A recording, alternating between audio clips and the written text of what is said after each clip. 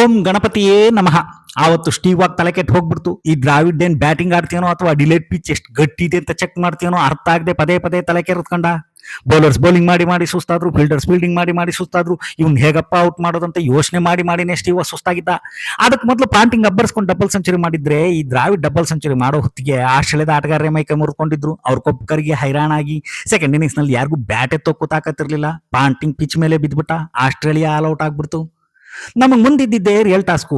Fourth innings ನಲ್ಲಿ ನಾವು ಗೆಲ್ಲೋಕೆ Adelaide ನಲ್ಲಿ ದಾಖಲೆ 230 ರನ್ ಮಾಡ್ಬೇಕಿತ್ತು. ಈ ಟೆಸ್ಟ್ ಗೆಲ್ದಿದ್ರೆ ನಾನು ಫಸ್ಟ್ ಇನ್ನಿಂಗ್ಸ್ 100 ಬಂಡಲ್ ಕಟ್ಟಿ ರೆಕಾರ್ಡ್ ರೂಮಿಗೆ ಎಸೆಯೋಕ್ ಲಾಯಕ್ಕು. ಗೆಲ್ಲಲೇಬೇಕು ಅಂತ ಆಡೋ ದ್ರಾವಿಡ್ಡು ಗಿಲೆಸ್ಪಿ, ವಿಲಿಯಮ್ಸು, ಮ್ಯಾಕಿಲ್ಲು, ಬಿಕೆಲ್ಲು, ಕಾಟಿಚ್ಚು, ಕೊನೆಗೆ ಸ್ಟೀವಾ ಟ್ರೈ ಮಾಡಿದ್ರು ವಿಕೆಟ್ ಕೊಡೋದಿಲ್ಲ. ನಾಟ್ ಔಟ್ ಆಗುಳಿದು ಆ ಟೆಸ್ಟ್ ಗೆಲ್ಸೋ ದ್ರಾವಿಡ್ಡು ವಾಲನ್ನೋ ತಮ್ಮ ಪಟ್ಟಕ್ಕೆ ಮತ್ತೊಂದು ಕಂಕಣ ಕಟ್ಟಿಸ್ಕೊಳ್ತಾರೆ.